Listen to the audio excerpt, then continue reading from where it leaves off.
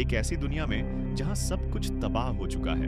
एक कृत्रिम रोग ने फसलों, जानवरों और इंसानों की बड़ी आबादी को खत्म कर दिया है। ज्यादातर बचे हुए लोग सिटाडेल नाम के अलग-थलग शहरों में रहते हैं। जब से वेस्पर के पिता डारियस बीमार हुए, वेस्पर ने दलदल में उगने वाले अलग-अलग पौधों के साथ प्रयोग शुरू किए। वो अपने पिता के लिए इलाज ढूंढना चाहती है। डेरियस एक मशीन की मदद से सांस ले रहे हैं। उनके लिए दूसरा इलाज ढूंढने की कोशिश में वेस्पर अपने उड़ने वाले रोबोट के साथ एक पुरानी लेबोरेटरी में घुस जाती है। इस रोबोट में उसके पिता की चेतना जुड़ी हुई है। वहां वो उन रंग बिरंगे लार्वे के साथ प्रयोग करती है जो उसे कुछ घंटे पहले दलदल में मिले थे। लेबोरेटरी के बाहर से एक आवाज सुनकर वेस्पर बाहर जांच करने का फैसला करती है। वो देखती है कि एक तीर्थयात्री पास में कबाड़ इकट्ठा कर रहा है। ये जानने को उत्सुक कि ये लोग इस कचरे का क्या करते हैं, वेस्पर कहती है कि एक दिन वो इनका पीछा करेगी, लेकिन उसके पिता रोबोट के जरिए उसे मना करते हैं। वो कहते हैं कि तीर्थयात्री बस बिना मकसद भटकते हैं जब तक उनकी जान नहीं चली जाती। ये राक्षस सिटाडेल की एक लेबोरेटरी में बनाया गया था। इसके पीठ पर एक खास निशान है। जोनस इसे इंसान नहीं मानता। वो राक्षस को खत्म करने का आदेश देता है और अपने एक बेटे को उस पर बेरहमी से हमला करने भेजता है। ये डरावना मंजर देखकर वेस्पर अपने चाचा जोनस के पास जाती है। वो बताती है कि किसी ने उसके जनरेटर को खराब कर दिया है, लेकिन जोनस कहता है कि उसे इस बारे में कुछ नहीं पता। वो कहता है कि वो मुफ्त में मदद नहीं कर सकता, खासकर अब जब सिटाडेल में बीजों की कीमत बढ़ रही है। इसलिए वेस्पर फैसला करती है कि वो अपने खून के बदले वो बैक्टीरिया लेगी जो एनर्जी जनरेटर्स को चलाता है। जोनस बाद में उस खून को बीजों के लिए बदल सकता है। जब वेस्पर का खून लिया जा रहा होता है, जोनस उसे गांव वालों के साथ अपने पिता के साथ शामिल होने की बात कहता है, लेकिन वेस्पर जानती है कि उसका चाचा जोनस एक बुरा इंसान है। वो उसके हुक्म में नहीं जीना चाहती, इसलिए वो कहती है कि वो अकेले रहना पसंद करेगी जब तक वो इस जगह से निकल नहीं जाती। जब उसका खून ले लिया जाता है, जोनस पैसे देने की बजाय वेस्पर को बताता है कि उसे बैक्टीरिया के लिए 2 दिन इंतजार करना होगा, क्योंकि पहले उसे उसका खून सिटाडेल को बेचना है। लेकिन मुश्किल ये है कि डारियस बिना बिजली के इतने दिन जिंदा नहीं रह पाएंगे।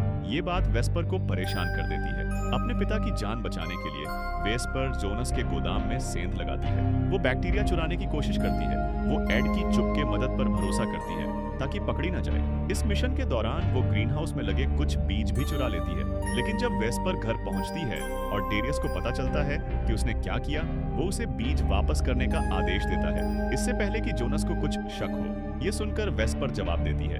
वो कहती है कि वो उन बीजों को फल देने लायक बनाने का रास्ता ढूंढ लेगी। वेस्पर को लगता है कि अगर वो ऐसा कर लेती है तो सिटाडेल उसे अपनी लेबोरेटरी में काम पर रख लेगा। बाद में जंगल में चलते हुए वेस्पर को एक सिटाडेल के बाशिंदे की लाश मिलती है। उसे वहां के पौधों ने जकड़ लिया है जो उसके खून से खाना ले रहे हैं। जब वेस्पर को पता चलता है कि वो जिंदा है, वो उन परजीवी पौधों से छुटकारा दिलाने का फैसला करती है। वो उसे खींचकर अपने घर ले जाती है। इलाज के बाद चमेलिया होश में आती है। वो खड़ी होने की कोशिश करती है, लेकिन उसका पैर बुरी तरह जख्मी है। वो जमीन पर गिर पड़ती है। अपने बचाने वाली को आते देख चमेलिया पूछती है कि उसके साथ जो आदमी था वो कहाँ है। वेस्पर बताती है कि जब उसे मिली तो वो अकेली थी। अपने पिता के लिए चिंतित कमेलिया कहती है कि उसे अपने पिता को ढूंढना है, क्योंकि उनका ग्लाइडर जंगल में क्रैश हो गया है। एलियस को गहरी चोट लगी हो सकती है, लेकिन अपने पैर की चोट की वजह से कमेलिया समझती है कि वो ज्यादा दूर नहीं जा पाएगी। इसलिए वो वेस्पर से अपने पिता को ढूंढने में मदद मांगती है। वो वादा करती है कि उसकी मदद का इनाम मिलेगा। वेस्पर कहती है कि वो अगले दिन सूरज निकलते ही तलाश शुरू कर देगी। खाना परोसने के बाद वेस्पर चमेलिया को अपने पिता से मिलवाती है। वो बताती है कि उसके पिता एक रोबोट ड्रोन से बात करते हैं, क्योंकि कुछ साल पहले सिटाडेल की फौज में काम करते वक्त वो लकवाग्रस्त हो गए थे।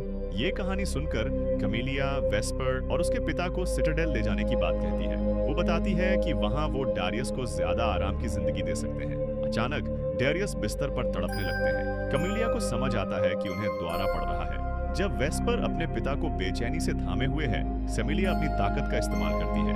वो डारियस को सुलाने में कामयाब हो जाती है। सुबह जब वेस्पर एलियस को ढूंढने निकलती है, कमेलिया घर के हर कोने की तलाशी लेती है। उसे हैरानी होती है कि सिटाडेल के बाहर लोग कैसे रहते हैं। जब उसे जहाज का मलबा मिलता है, वो लाश के निशान ढूंढने लगती है। उसे पता चलता है कि इलियस अभी भी ग्लाइडर में फंसा है। तभी जोनस अपने बच्चों के साथ वहां आ जाता है। एक सिटाडेल के बाशिंदे को मुश्किल में देखकर जोनस बदला लेने की सोच के साथ उसे खत्म करने का फैसला करता है। उस पल वेस्पर अपने चाचा को उस आदमी को चोट पहुंचाने से रोकने की कोशिश करती है, लेकिन वो एलियस को इतने डरपोक तरीके से मारे जाने से नहीं बचा पाती। इस जुर्म को देखने के बाद वेस्पर को मजबूरन जोनस वो शव को ठिकाने लगाने में साथ देती है और सिटाडेल जाने की सारी उम्मीद खो देती है। अपने पिता के कहने पर जब वेस्पर घर लौटती है, वो कहती है कि उसे जंगल में कोई नहीं मिला। वो बताती है कि उसके पड़ोसी के पास एक कम्युनिकेटर है, उससे सिटाडेल को हादसे की खबर दी जा सकती है। चमेलिया को ये यकीन दिलाने के लिए कि वो सिटाडेल के लिए अच्छी नागरिक हो सकती है, वेस्पर उसे अपनी निजी लेबोरेटरी दिखाने ले जाती है। वहाँ वो उन दवाइयों वाले पौधों पर प्रयोग करती है जो उसने जेनेटिक रिकॉम्बिनेशन से बनाए हैं। वो सारी हरी भरी जिंदगी देखकर कैमिलिया बहुत उत्साहित हो जाती है। वो इसे अपने पिता को दिखाना चाहती है, जो सिटाडेल में सिंथेटिक बायोलॉजी के प्रमुख हैं। घर लौटकर वेस्पर अपने पिता की हर दिन देखभाल करती है। जब उससे उसकी माँ के बारे में पूछा जाता है, वो बताती है कि उसकी माँ 1 साल पहले उन्हें छोड़ गई थी। वेस्पर के मुताबिक उसकी माँ तीर्थयात्रियों के साथ चली गई। ये लोग बिना मकसद भटकते हैं, पुराना लोहा इकट्ठा करते हैं और सिर पर रुमाल बांधते हैं। वेस्पर को लगता है कि उसकी माँ वहाँ की सख्त जिंदगी से थक गई थी, इसलिए एक दिन उसने बस चले जाने का फैसला कर लिया। वेस्पर की उदासी देखकर कैमिलिया उसे दिलासा देती है। वेस्पर उसे एक किताब दिखाती है जो उसने अलमारी में रखी थी। जब से वो रोग आया जिसने धरती की ज्यादातर जिंदगी खत्म कर दी, तब से ज्यादातर जानवर गायब हो गए। वेस्पर सोचती है कि क्या वो सचमुच कभी थे, क्योंकि उसे तो बस यही तबाह दुनिया पता है। लेकिन कैमिलिया, जो वेस्पर से कई साल पहले पैदा हुई थी, पक्के तौर पर कहती है कि वो सारे जानवर सचमुच थे। वो हर जानवर का हुलिया बताती है। दोनों मजे में जानवरों की आवाजें निकालते हैं। तभी वेस्पर पूछती है कि सिटाडेल उससे जैसे लोगों को अपने समाज में क्यों नहीं लेता। चमेलिया बताती है कि अगर सरकार सबको ले ले तो सबके लिए संसाधन कम पड़ जाएंगे। अगले दिन वेस्पर जोनस के फार्म में सेंध लगाती है। वो कम्युनिकेटर चुराने की कोशिश करती है, लेकिन उसके पिता का ड्रोन पकड़ा जाता है। जब जोनस पूछता है कि वो उसकी जमीन पर क्यों घुसी, वेस्पर कहती है कि वो अपने खून का पेमेंट लेने आई थी। लेकिन जोनास उसकी बात पर यकीन नहीं करता। उसे पता है कि वेस्पर उसके बीज चुरा रही थी। सजा के तौर पर जोनास उस ड्रोन का एक सर्किट निकाल देता है, जिससे डेरियस बात करते हैं। रोबोट उड़ने की ताकत खो देता है। वो डिवाइस नाले में गिर जाती है। वेस्पर उसे निकालने जाती है और वहां जोनस के बेटे एड की लाश देखती है, जो एक गड्ढे में फेंकी गई है। जब बीज चुराए गए थे, एड पहरे पर था, लेकिन उसने सेंध की खबर नहीं दी ताकि वेस्पर को चोट न पहुंचे। बदकिस्मती से एड की इस लापरवाही की कीमत उसकी जान से चुकानी पड़ी। तभी वेस्पर को कुछ लड़कों के आने की आवाज सुनाई देती है। वो भागने की कोशिश करती है। उसे जल्दी समझ आता है कि जोनस के बेटे उसका पीछा कर रहे हैं। वेस्पर को पकड़ने के बाद अपराधी एक यंत्र से उसके हाथ पर निशान बनाते हैं, फिर वो चले जाते हैं। जब वेस्पर घर पहुंचती है, उसे कैमिलिया मिलती है। वो बताती है कि उसके जख्म ठीक हो गए हैं। अब वो अपने पिता को ढूंढने निकल सकती है। ये सुनकर वेस्पर सच बोलने का फैसला करती है। वो बताती है कि एलियस को मार दिया गया है। वेस्पर की बात पर यकीन न करते हुए कैमिलिया उसे लाश दिखाने को कहती है। जब वो अपने पिता को पानी में तैरते देखती है, वो पूरी तरह टूट जाती है। वेस्पर को लगता है कि कैमिलिया दुख में डूब रही है।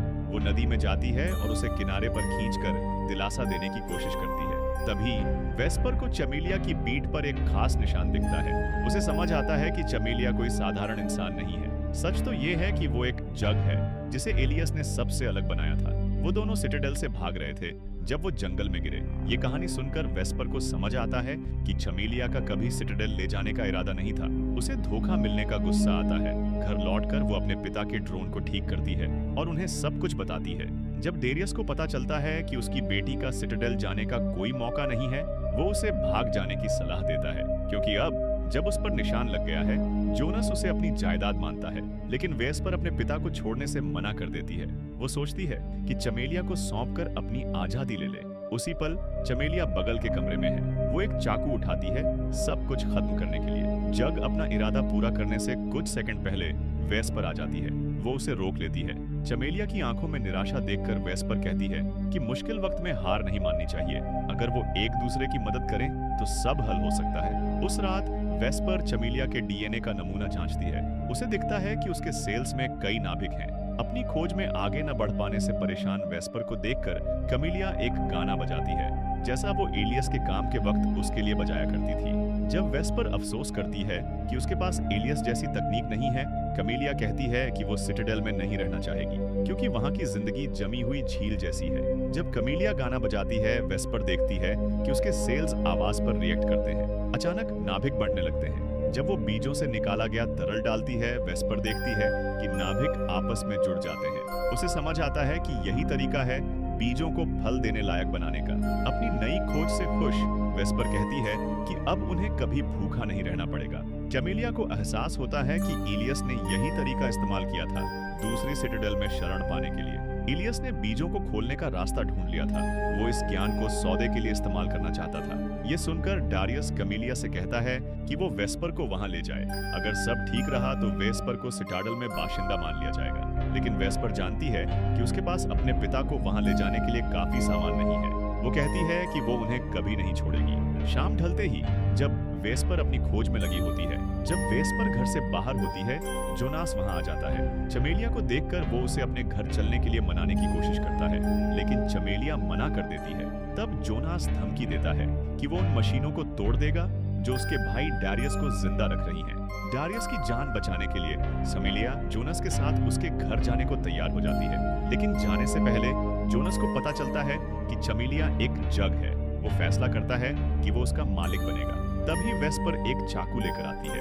वो अपने चाचा जोनास पर हमला करने की कोशिश करती है, लेकिन जोनास उसका हमला चकमा दे देता है और वेस्पर को मारता है। अपनी बेटी को खतरे में देखकर डारियस अपने ड्रोन से जोनास को बेहोश करने की कोशिश करता है, लेकिन जोनास एक मुक्के से उसे चुप कर देता है। जब वेस्पर को मारने की बारी आती है, कैमेलिया जोनास के गले पर चाकू रख देती है, लेकिन जोनास उसे दीवार से धक्का देता है। उसी पल वेस्पर उठती है। वो एक स्टूल से अपने चाचा को मारती है। जब जोनास उठता है, चमेलिया उसके हाथ पर वार करती है और वेस्पर उसके गले पर चाकू रख देती है, लेकिन उसे मारने की बजाय वेस्पर एक सौदा करती है। वो वादा करती है कि अगर जोनास उसकी मदद करेगा तो दोनों को खाने की कभी कमी नहीं होगी। जाने से पहले जोनास मदद करने का नाटक करता है, लेकिन घर पहुंचकर वो सिटाडेल से संपर्क करता है। वो बताता है कि उसे उस जग का पता है जिसे वो ढूंढ रहे हैं। शाम ढलते ही जब वेस्पर अपनी खोज में लगी होती है, सिटाडेल का एक जहाज जंगल के ऊपर से उड़ता है। अचानक घर के अंदर जहरीले पौधों की एक चटाई बनने लगती है। पूरी जमीन ढकने के बाद ये पौधे भाप बनकर उड़ जाते हैं। वेस्पर और चमेलिया को सांस रोकनी पड़ती है ताकि जहरीला पराग न निगल जाए। उसी पल जग को समझ आता है कि उसका ठिकाना पता चल गया है। वो खुद को सौंपने का फैसला करती है ताकि सरकार वेस्पर और उसके पिता की जान बख्श दे। लेकिन अब उन्हें पता है कि वेस्पर ने जग को छुपाने में मदद की थी। अगर सिपाही उसे ढूंढ लेते हैं तो उसे सजा जरूर मिलेगी। अपनी बेटी को मारे जाने से बचाने के लिए डारियस वेस्पर और कैमेलिया को उस रात भागने का आदेश देता है ताकि वो वक्त पर सदन सिटाडेल पहुंच जाए। वहां वेस्पर अपने बीजों के ज्ञान के बदले सुरक्षा पा सकती है और अपनी बाकी जिंदगी आराम से गुजार सकती है। लेकिन अपनी जान को खतरे में जानकर भी वेस्पर अपने पिता को छोड़ने से मना कर देती है। तब डारियस एक नया प्लान बताता है। जब कैमेलिया और वेस्पर दलदल में छुपेंगी, डारियस सिपाहियों का इंतजार करेगा। वो उन्हें बताएगा कि दोनों दूसरी सिटाडेल में हैं। फिर जब सिपाही चले जाएंगे, वेस्पर अपने पिता के लिए लौट सकती है। ये प्लान सुनकर वेस्पर अपने पिता की बात मानने का फैसला करती है। जाने से पहले वेस्पर अपने पिता के पास लेटती है और उन्हें गले लगाती है। इधर डारियस अपने ड्रोन से कैमेलिया से बात करता है। वो उससे वेस्पर का ख्याल रखने को कहता है, क्योंकि उसे पता है कि सुबह तक वो जिंदा नहीं रहेगा। सुबह होते ही सिपाहियों का एक दल डारियस के घर में घुस पड़ता है। दूसरा दल जोनास के पीछे जाता है और उस गद्दार को एक गोली से मार दिया जाता है। जब डारियस का वही हाल होने वाला होता है, वो अपने ड्रोन से एक जोरदार धमाका करता है। वो कुछ सिटाडेल के सिपाहियों को अपने साथ ले जाता है। अपना घर जलता देख वेस्पर बेचैन हो जाती है। वो अपने पिता को बचाने वापस भागती है, लेकिन कैमेलिया उसके पीछे दौड़ती है और उसे रोक लेती है। जब वेस्पर दुख में डूब रही होती है, अचानक दोनों को एक सिपाही आता दिखता है। वो जंगल की ओर भागती है। अपने इलाके की जानकारी की वजह से वेस्पर पौधों के हमले से बच निकलती है, लेकिन उसका पीछा करने वाला सिपाही इतना भाग्यशाली नहीं होता। उस आदमी से छुटकारा पाकर दोनों पौधों के पीछे छुपती हैं। वेस्पर को एक और दुश्मन आता दिखता है। अपने साथी का हाल देखकर दूसरा सिपाही सावधान हो जाता है। वो पौधों से बचता है। जब दुश्मन का ध्यान भटकता है, वेस्पर जंगल में रेंगती है और कैमेलिया को उल्टी दिशा में ले जाती है। रास्ते में एक पौधा किसी के पास आने की आहट पकड़ता है। वो रक्षा में आवाज करता है और वेस्पर सिपाही के हाथ लग जाती है। अपने दोस्त को गोली से बचाने के लिए चमेलिया खुद को सौंप देती है। वेस्पर उसे बचाने दौड़ती है, लेकिन दोनों गिर पड़ती हैं। सिपाही के हेलमेट पर मिट्टी फेंककर वेस्पर उसकी बंदूक छीन लेती है और उस पर तान देती है। सिपाही को पता चलता है कि वेस्पर को हथियार चलाना नहीं आता। वो एक चाकू उठाता है और उसकी ओर बढ़ता है। तभी कैमेलिया उसे मार देती है। उस पल वेस्पर बंदूक को पौधों के झुरमुट में फेंक देती है और जमीन पर लेट जाती है। ये जानकर कि सिपाही मारा जाने वाला है, हमले से बचने की राहत में वेस्पर चमेलिया को गले लगाती है। फिर दोनों दक्षिण की ओर चल पड़ती हैं। लेकिन सफर के दौरान जग को सिटाडेल के और जहाजों की आहट सुनाई देती है। वो समझती है कि वेस्पर की जान बचाने के लिए उसे खुद को सौंपना होगा, क्योंकि सिपाही तब तक मिशन नहीं छोड़ेंगे जब तक उसे ढूंढ न लें। जब वेस्पर को लगता है कि उसे फिर से अकेला छोड़ा जा रहा है, वो बेचैन हो जाती है। वो चमेलिया से उसके साथ रहने की गुजारिश करती है। उसे शांत करने के लिए कमेलिया अपनी ताकत से वेस्पर को सुला देती है और सूखे पत्तों से उसके शरीर को जंगल में छुपा देती है। कई घंटे बाद जब वेस्पर जागती है, उसे पता चलता है कि वो अकेली है, इसलिए सिटाडेल जाने की बजाय वो घर लौटने का फैसला करती है। वहां पहुंचकर उसे बस अपनी जिंदगी का ज्यादातर वक्त बिताने वाली झोपड़ी का मलबा मिलता है। अपने पिता और कमेलिया के खोने के दुख को सहने की कोशिश में वेस्पर जमीन में कुछ गड्ढे खोदती है। वो उन बीजों को बोती है जिन्हें उसने फल देने लायक बनाया है। उसे उम्मीद है कि वो जल्दी उगाएंगे। अचानक वेस्पर को कुछ पास आने की आहट सुनाई देती है। वो फटाफट हमले की मुद्रा में खड़ी हो जाती है, लेकिन तभी उसे जोना के कुछ बच्चे दिखते हैं। अब जब उनका पिता जिंदा नहीं है, इन बच्चों के पास जाने की कोई जगह नहीं। वो वेस्पर के पीछे चलने का फैसला करते हैं। रास्ते में वेस्पर एक तीर्थयात्री से मिलती है। वो अपने चचेरे भाई बहनों के साथ उसका पीछा करने का फैसला करती है। दिन बीतते जाते हैं। ये नौजवान दूसरे तीर्थयात्रियों से मिलते हैं और सफर चलता रहता है जब तक वो एक गांव नहीं पहुंच जाते। वहां सारे लोग सिर पर रुमाल बांधे हुए हैं। वहां पहुंचकर वेस्पर को एक बड़ा लकड़ी का मकान दिखता है। वो ये जानने के लिए उस पर चढ़ने का फैसला करती है कि ऊपर क्या है, लेकिन जब वो ऊपर पहुंचती है और बगल देखती है तो उसे दो रास्ते दिखते हैं। उसे चुनना है कि कौन सा रास्ता लेना है। एक तरफ सिटाडेल है जहां ढेर सारा सामान और तकनीक है, वहां शायद कमेलिया को कैद किया गया है। दूसरी तरफ वेस्पर के लिए एक नया मौका है। वो अपनी जिंदगी को बिना रुकावट के उन फल देने वाले बीजों के साथ शुरू कर सकती है। तो वेस्पर कौन सा रास्ता चुनती है, ये एक रहस्य बना रहता है। अगर आपको ये रिकैप देखकर मजा आया तो वीडियो को लाइक करें और अपने पसंदीदा चैनल मूवीटेशन को सब्सक्राइब करना न भूलें ताकि और शानदार रिकैप्स देख सकें।